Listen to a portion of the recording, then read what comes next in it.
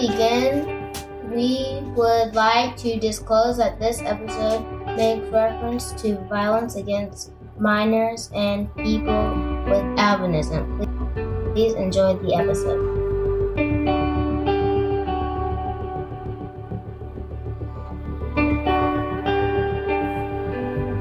Welcome to episode 2 of the Life Story Podcast. Okay.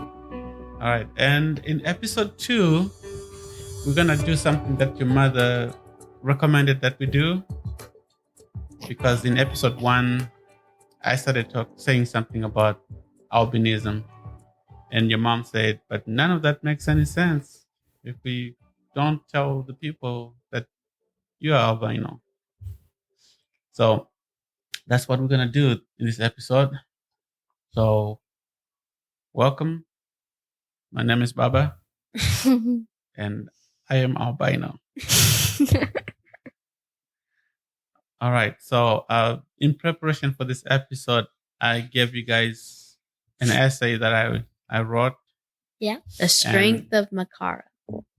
Yes. And I asked you guys to read it. And if you have any questions, then we can discuss that. And that will become this episode. So we should start with a brief overview of the essay first. Anyone think they can? Does anyone think that they can give us a summary of this essay?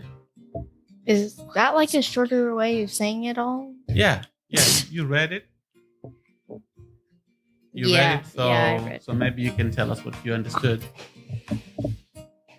Oh, well, I guess the story was talking about your great-grandmother, Makara. I thought Makara was a boy. Well, No. what is the first line of the essay say? My father's maternal grandmother, Makara, was Chief Nguyo's daughter, which means that she was royalty. So Makara could not have been a boy. Grandmother. Yes. There's no way Makara can be a boy if she's a Grandma. maternal grandmother. Okay, so Makara, that's how we pronounce it. Makara was my father's grandmother. And she was the chief's daughter. Okay, what else did you guys learn from the story? Your parents actually were very closely related, even though they had no idea. Yes. So as things go in society, when a community gets too big, some people have to leave. Yeah. So to start a new community elsewhere. And that's what happened. Under Chief Nango, the village got big and some of the family members left. And that the people who left became my mother's people. So when my parents met in the 1960s in what was then Salisbury in Rhodesia, they did not know that they were related. So they met, they fell in love, got married, had kids, and I only found out about, 5 years ago. So why was it important to know that they are distantly related? That's for the kids. What do we know about family relationships and science? Well, that would mean that Baba would actually have more traits, right? Like he would have inherited a lot more of the traits that have been passed down through generations.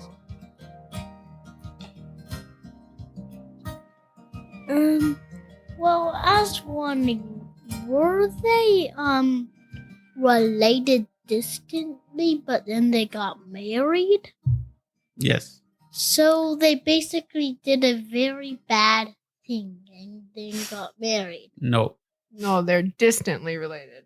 How? What but does that mean? genes pass from both the mother and the father. And what do we know about albinism? That trait would be passed down to us, which means if Chief Ninguo passed that down, it would be passed down through the generations, which means that Gogo and Sakuru both had those genes, which is why Baba and Tete Gwen are albino. Mom is rolling her eyes. I had a question about Chief Ninguo. Like, it involves both Sakuru and Gogo side. Okay, we'll come back to your question. It's okay. I already forgot. Okay. All I right. forgot. I was raising my hand Okay. anyways. Okay. All right. Makanaka, don't slap your papers anywhere on the table. I was wondering that on Sakuru's side, your father's side, would Chief Ninguo be like great great great grandfather, and on Gogo's side, wouldn't he be like our great great great uncle? No, you still be like a great great grandfather. Okay, Yeah.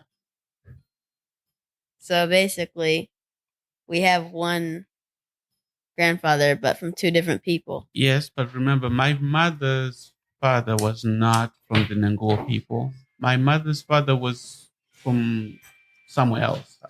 We don't know much about him, but so you would have come from a different tribe, a different village, different community. So only on my mother's kind of side of the family, the Nango side, not her father's side.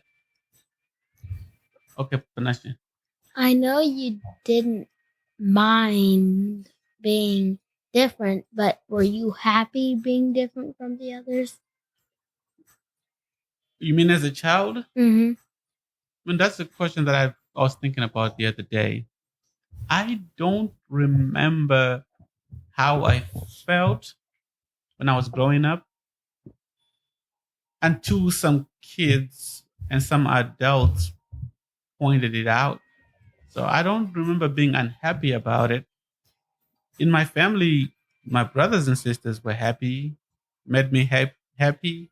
My cousins, most of them made me happy. So it wasn't a problem until maybe around first grade when I went to school. And then I met a lot of other kids who just made things difficult for me. You mentioned Rhodesia earlier. Where is Rhodesia actually? Zimbabwe. Oh, I forgot. My question was,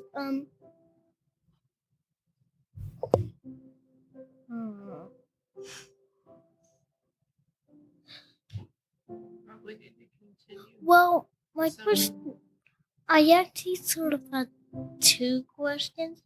The first one is, were you happy that you were albino? Panache. Even Baba though there just were- answered that. Well, you Even guys said though even there though. was people that kept on killing the albino kids, like putting them in pots and burying them in sand and Okay. letting them float off in the river. So we need to answer his question is because he's talking about something that's in the essay, right? That you guys Yeah. read. So maybe we should recap. That's how I was asking Elliot. Does anybody want to summarize? So let's talk about the essay. My great grandmother, Makara, had 8 children who were albino, and all 8 were killed as babies. And that's because back then the people did not know. They were very superstitious and they did not know what to make of the child. They thought it was a curse. Yes. So did she only have those 8 albino children of her albino children? So those were the first 8. Those were the first 8. And from the story that I was told, all of them were killed. Then when she had the next albino child, that's when she put her foot down and she said she wasn't going to kill any more of her albino children. So she killed her children? No.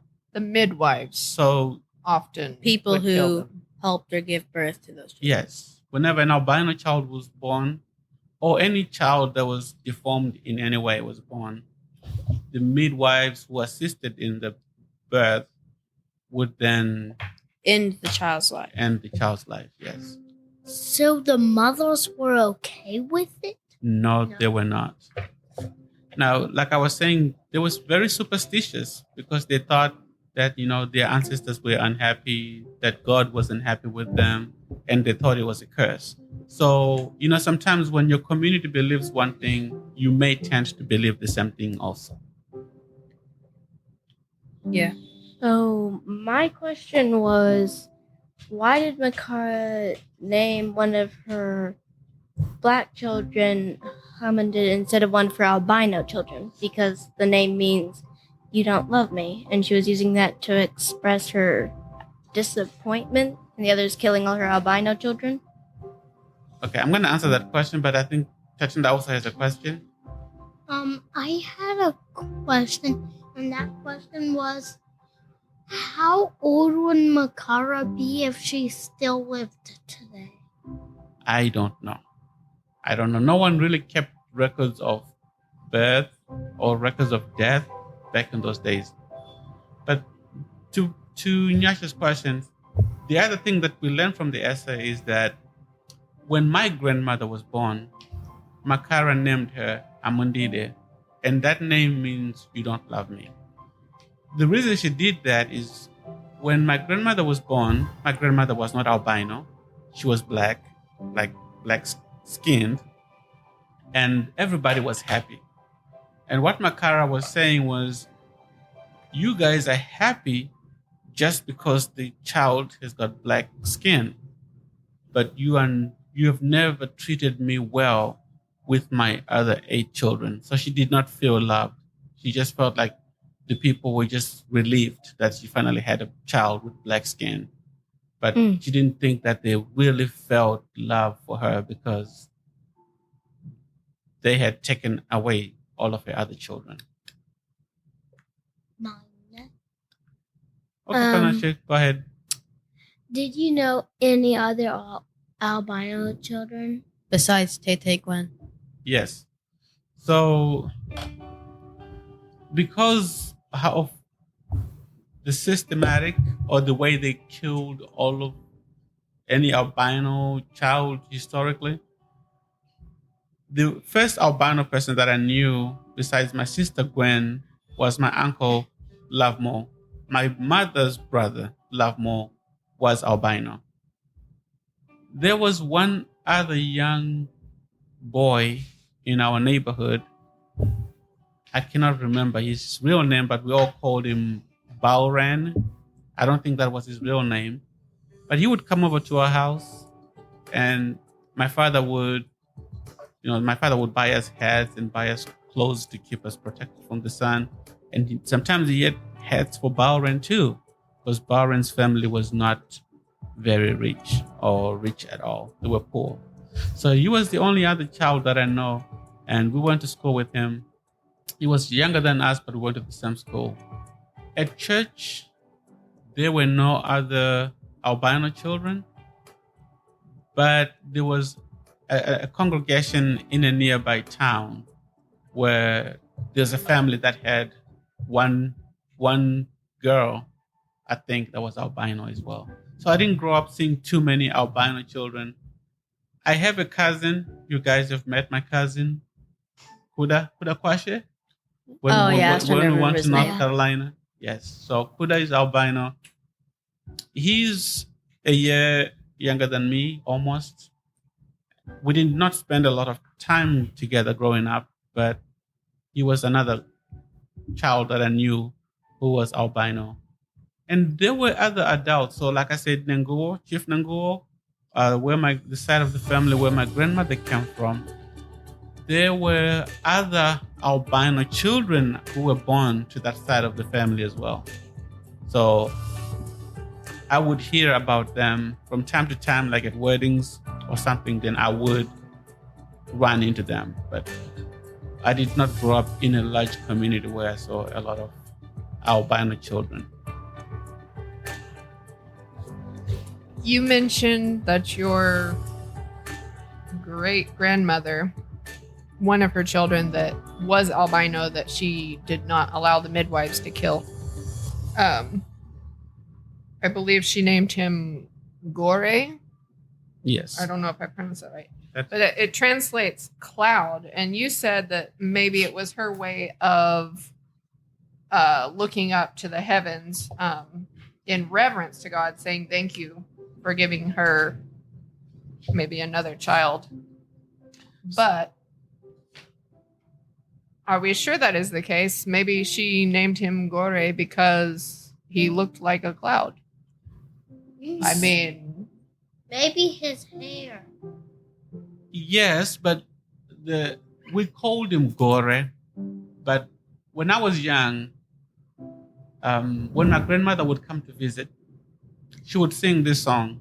And the song, some of the words would be like, Chirimu Gore wangu awe. Chirimu Gore is the full name of her brother's name.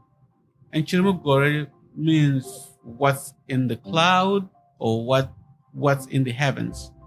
So I am fairly convinced that the name Gore was just shortened for the full name of Chirimu Gore, which meant that to me it would mean that Makara was looking up to heaven and saying, the heavens have been merciful to me. But I think your explanation is plausible because, you could have just looked as white as a cloud on a white, cloudy day. the other one was named Soko. What does that mean? Now that one, I don't know what she meant, but Soko just means monkey. I don't know that Oh, she dear. meant to call her daughter the monkey. But everybody called that lady Soko or Atsoko all of her life. Those were not politically correct times. Not politically correct at all. Okay, I know Tindika wanted to ask a question. My second question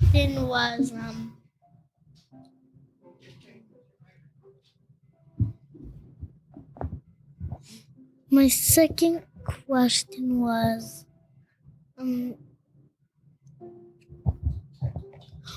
why were people killing the albino kids? I think it was because they thought it was a curse. Oh. Yes, so that's something that I think I kind of covered in that people sometimes are afraid of what they don't know or what they do not understand. And that's just the way it was that, we can talk about genetics now because we have science. We have studied science. So we can talk about, this is why someone's hair is this color, their eyes are this color, and their skin color is this color. But back then, my ancestors did not know that science. So they could have made some decisions based on superstition. Yes, Makanaka. Haman Didi or Didi had another name, the name Chimbuya, which meant the old woman, but which was meant, I think what you said in the essay too, reverence how she was the oldest woman in her clan. What clan was she in? So when I talk about a clan, I'm just talking about our family. When I talk about our clan at this point, I'm just talking about our family. Our clan, she was the oldest woman in our village, in our family.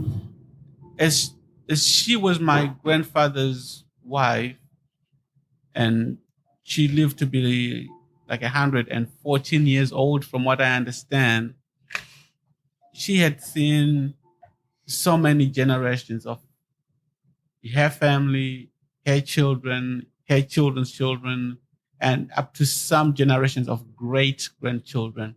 So Like your yeah, like my brothers had children. My grandmother Chimbuya or Amundide, Amandine. when she was too old to take care of herself in the village, my father went to the village and brought her to the city to live in our home. So all of my relatives would actually come to my father's house and visit with my grandmother. So she was the old woman of the village. Only Well, only that we're not living in the village anymore, but she was still the oldest sometimes one. it's the matriarch, Yeah, like but yes, everybody would even when my grandfather was alive, she was still the most respected person in our family. Well, I asked that on account of how you said we were part of the zebra clan Okay. because I was wondering if she was actually part of that clan. Yeah, so when a woman gets married, she takes the she doesn't leave her family, like she stops doing whatever their clan was, but she becomes part of her husband's clan. So Okay. my people are the zebra people because of my grandfathers, my on my father's side. So yeah, we are. It doesn't mean our last name is the zebra people. It just means we identify as a clan as the zebra, Clan. and of course in our language that's Mbizi. We are the Mbizi people. And busy people. Not Mbizi, that's American. Mbizi, Busy? Mbizi, that's close. Busy? Okay. Did the word Mushonga come from Zimbabwe? So our last name Mushonga, yes, comes from Zimbabwe, and it's because of my grandfather, who was a shop dresser, and he would dress so well that people would say, his dress was just like one flowing garment, which is Mushonga Rimwe. And when my father was going to get his ID or his driver's license, instead of sticking with our traditional family name, which is Ndudzo, he chose his father's name, given nickname, which was Mushonga, and that became our last What name. does Nudzo mean? Ndudzo is a type of medicine. I would have to research that some more and come back to you on that one. And what does Mushonga mean? What does Mushonga mean? Mushonga to most people just means medicine as well. What? Does it have other meanings? It does have other meanings, yes. But let's not discuss those because we need to get back to the essay. And also, we don't want to discuss them. Okay, let's talk more about the essay. Do you guys have other questions that were in this essay that... Oh, when Chimbuya bringing you guys those candies and singing a song, you said in like the 10th paragraph of your essay that you're very ashamed sometimes. But my question was, did you like feel anything beside the feeling of shame or I embarrassment? was young, and as a young child, my grandmother, I did not appreciate her like I should have. So Chumbuya would come from the village, and she would be wearing 2 dresses, 3 skirts, 4 aprons. Wow. she would have a blanket wrapped around her waist, and then when she got out of my father's car, she would start singing and dancing, and she would take like an empty paint can, and then she would start beating the drum, and she would dance, and there would be a cloud of dust around her. And all the while she was dancing, she was singing this song, Chirumugore Wangu Wauya, and she was singing it to me because I reminded her of her brother. Gore. Yeah, so when she's saying that, and then my sister, she named my sister Kwehudza, and I think Kwehudza might have been a name of another relative. So both myself and Tete Gwen, we would be so embarrassed that she put the spotlight on us. But to her, we reminded her of her brother and whoever Kwehudza was. But as a 4-year-old, 5-year-old, I was just mortified that she just did those dances, and she was just an old woman being happy, and to me that was like so embarrassing. I could just I could have, Die of I could have- shame. yes, I could have died. Did she wear an apron like on her sides and her back? You know and grandma's tummy? aprons? Your grandma here in Oklahoma? Yeah. Yes. Just imagine 5 of them.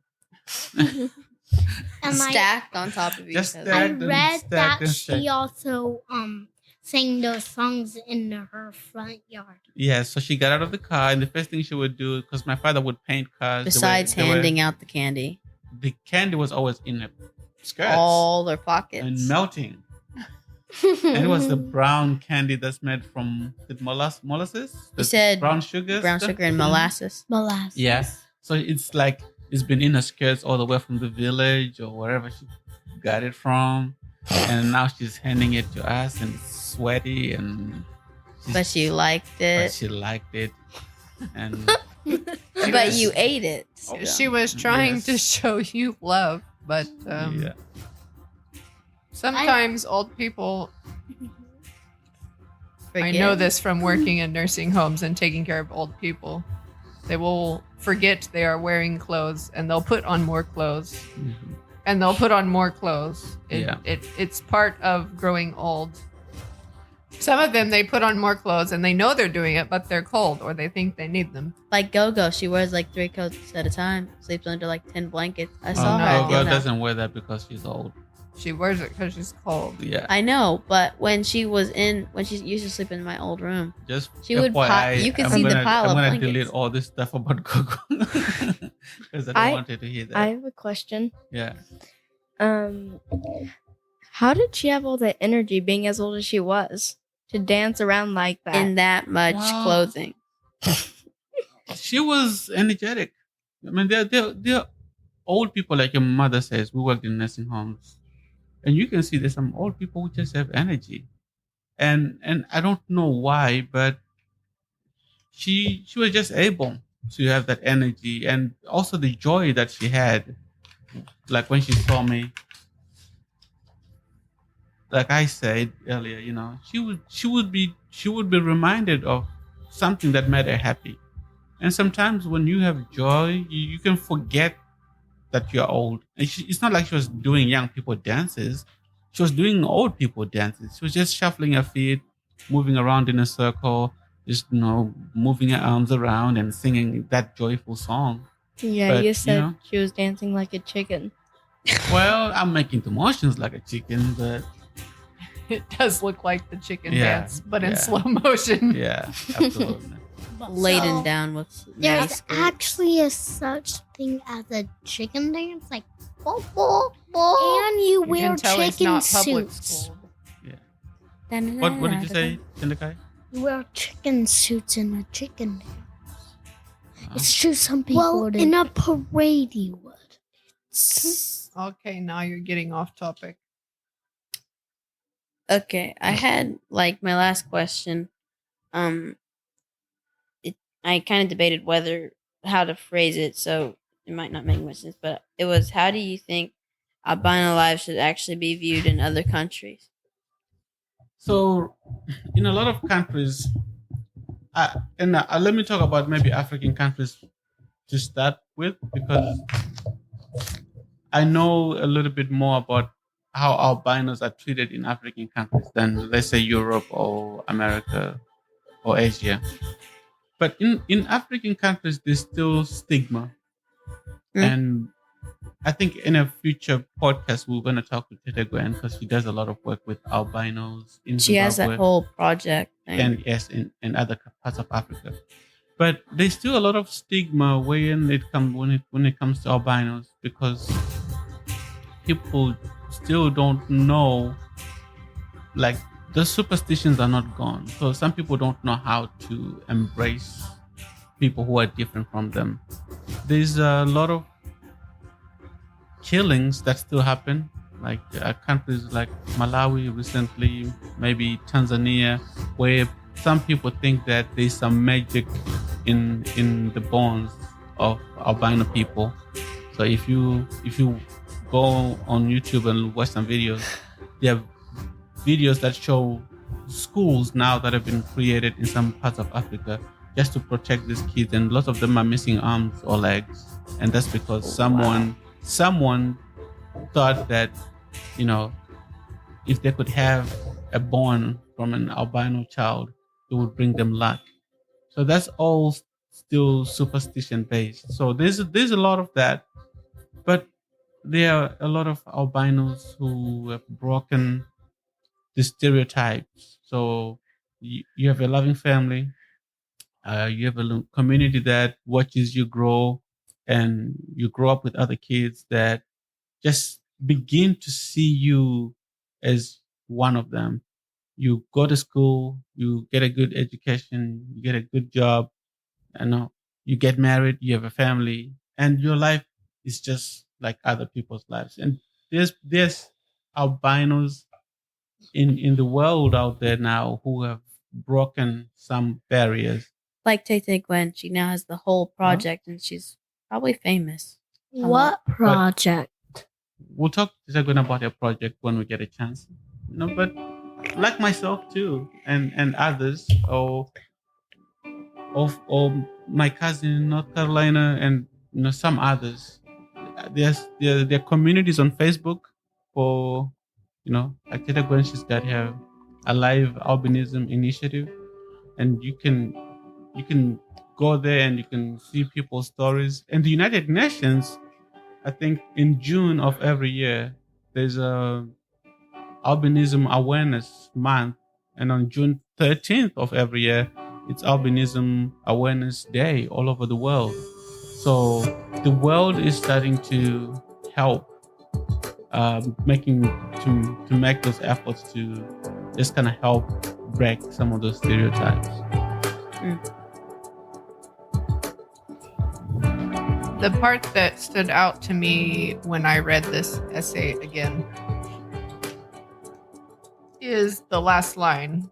And the last line says, "Many families would look significantly different today if none of their albino ancestors had been sentenced to death at birth."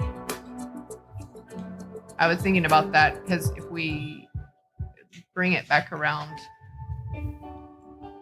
to the fact that, the first 8 of your great-grandmother's children were killed. If they had not been killed, our family tree would have many, many more people with albinism in it, because in order to be a person with albinism, you need 2 recessive traits. And of course, we won't go into the science of the various types of albinism right now, but you have to have 2 recessive traits. And the more people that can pass on a recessive gene, the more people with albinism you can have. I don't know. It just stuck out to me that it is true. The fabric of our family would be significantly more people with albinism. And actually, there are probably entire sections of the African continent, preferably specifically Southern Africa. There are probably countries that would have even higher percentages of people with albinism than they do now. There are pockets of places in Southern Africa where there's a lot of people with albinism, but there would be many, many more if people hadn't been killing there them. Wasn't stigma around albinism, even in the past 100 to 200 years. The faces of Africa, Southern Africa, would be significantly different. Baba, would this be considered racism? I don't know. I've tried to think about that, but I don't know. What do you think? Could be colorism. What? Yeah. Colorism is where people have feelings against or for, in preference or shunning, someone who is either darker or lighter than them. But I'm not sure we could necessarily call it colorism, because it's seen as a disability. Maybe it colorism would be against someone with colorism can be holding the feeling against someone who's a different color, so that like the feeling makes you feel like they should not hold any place of recognition. Colorism would be like someone who is black looking on someone who is lighter skinned and and saying something like, well, they are too light to actually be black, or light, or there's the other side of it where people prefer lighter skin and they look at people who are too dark and be like, they are too dark. So colorism is looking at someone's color and either embracing it or shunning it, or what's the word I'm looking for? Discriminating based on color, either for or against. So maybe this could be an example of extreme colorism, but I don't think so because we're talking about Both light and dark. no, we're talking about a condition, not just shade at this point.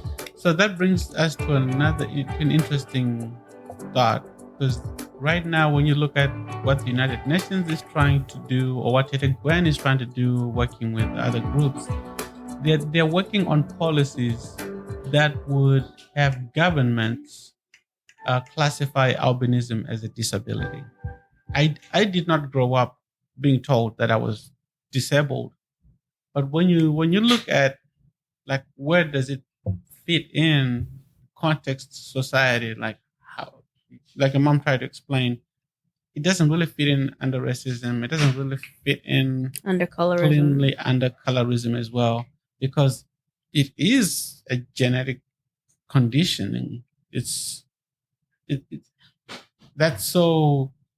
just like, it's either gonna be you're visibly albino or you're gonna look like everybody else. So, And let's be clear, when we say classifying it as a disability, the majority of people with albinism can live completely normal lives. Where we run into trouble is vision loss. So people with albinism have a much higher percentage or chance of having vision loss. Either some people have vision loss that is significant enough that they are legally blind, and others, like, well, God will. Baba is, he does have vision loss, but he has glasses that can bring it pretty close to 20/20. He has a driver's license and everything. So that's the biggest thing with albinism that could be considered a disability. And the other thing would be skin conditions from repeated exposure to sun. Very easy to get sunburn. Yeah. But it's not a true Disability. You wouldn't look at it and say albinism is a disability because this person is unable to live life, because it is true that there are considerations, but really people with albinism can live life just like anyone else to the fullest without very much accommodation for that matter. But now we're going off on a different no, that's tangent. okay. I mean, this is why we're doing this, so we can actually have a discussion about this subject matter. I was gonna say that even if it is counted as like the loss of sight or exposure to sun can cause harm to skin, that can also be common in people who don't have albinism. Yes. Many people lose their sight even in their early years, and some people will have problems with their skin because of repeated exposure to sun. It's not something that's just specific to albinism. Yes. Because Grandpa Carl on mom's side, he was losing his sight when he was getting old. But he was also diabetic. So Yes, he was that as well. Other factors can add to that. Would some people paint their kids brown? Paint? Yeah. No. That just wouldn't be right. No, I mean, I understand what his question is. You're talking about if you want to protect your child, if you have a child and they're born as albino and you don't want them to be killed, or you want them to grow up without being afraid of sunburn. Would you ever do that if she gave birth over there? No, I would not. So you would just run away? By she, you mean your mother? Mm-hmm. If she had an albino child? Mm-hmm. No, I would not run away. My mother did not run away from me. Why would I run away from my own child? No, like paint them brown. No, we Or- would never do that. It or just would wouldn't be you- right. It wouldn't be right. Or would you leave before she gave? No. You won't know what skin color your child is gonna be until they're born.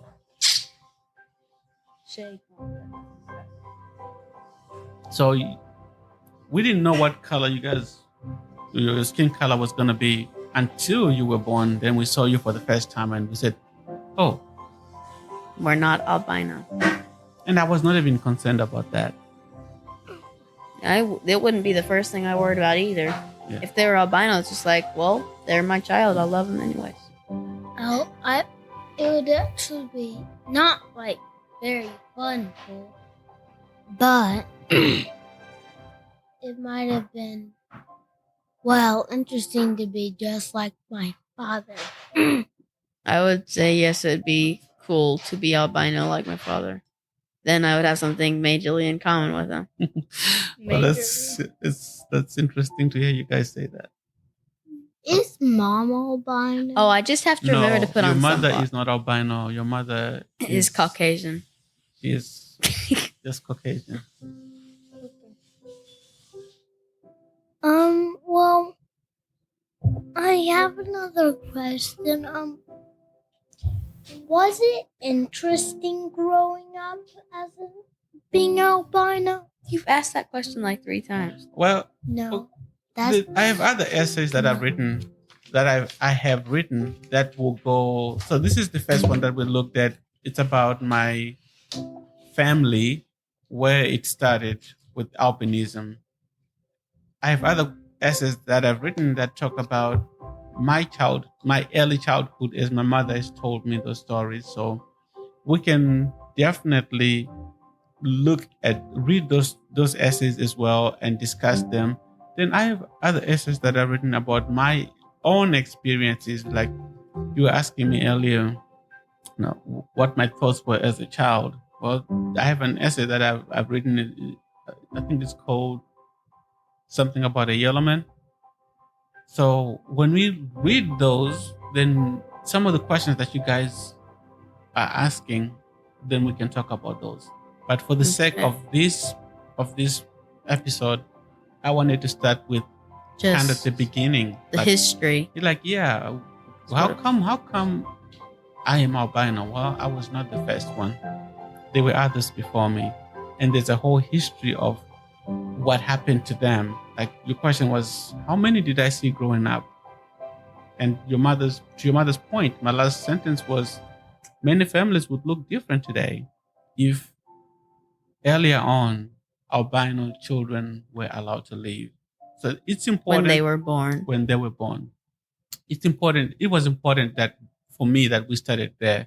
And then as we go to the next episodes, we'll pull out the other essays and we'll discuss the other aspects of being an albino. And like I said, also we can bring in Tete Gwen into one of our episodes. She can call in from Zimbabwe and we can listen to her as she tells us some things that she's working on.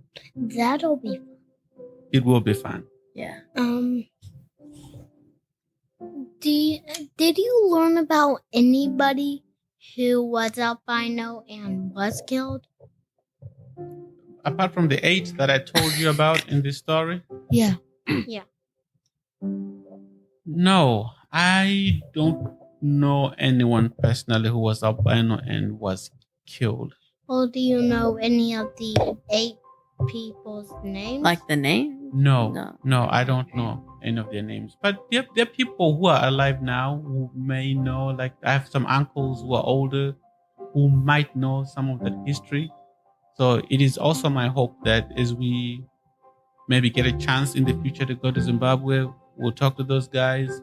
We may go to the village and we might find somebody who can tell us more about those 8. And maybe, who knows? If we recorded like part of a conversation, then we could play that back. Yeah, that would be fun. And then you actually hear it from the person. Yes, that would be another way for us to, like I said, this is a life story podcast. It's about our life as a family. Except with a Y. Except without a Y. It's with a Y, no I's and E's. Yes. So, but this is what it's about. What how did we get here? Who are we? How did we end up here? And what do we know about ourselves? What makes us different from the rest of the, other world, other people alive? No. All right, I think we've exhausted this essay. So who wants to wrap it up for us? Me. Okay, try it. This is the ending of the story. I can do. This is the ending of story. Okay, try it. This is the ending of the next episode of Life Story. The next Good episode. night. You don't want to say this. Thanks for Adios. listening. This Thank is the you. end of this episode. Join us again next time when we discuss Something. about our Or the lives. next Please give us a thumbs up. If Well- we even had that. We don't have a thumbs up. We have a heart. And we can have people follow us when people know about us. Well, no one is following us yet. But Well, Yeah, that's Nyasha, what do you want to say? Oh, wait, except for me. I'm the only person following you. Okay, good. See you next time. See you next time, Panashe. see you on the next podcast. Steph. It's time for bed. Who hasn't said anything yet? Pakanaka? We'll see you next time on the 3rd episode of the Life Story Podcast. Me. Available on Spotify. Please We have a subscribe. The rest can be cut out. Okay. Adios, amigos. Thank you for listening, and we'll see you on the 3rd podcast. Adios. This is the This worst is ending how ever. I did it. Adios, amigos. Okay. I think this is it. Let's hope I don't delete anything by accident. Ever.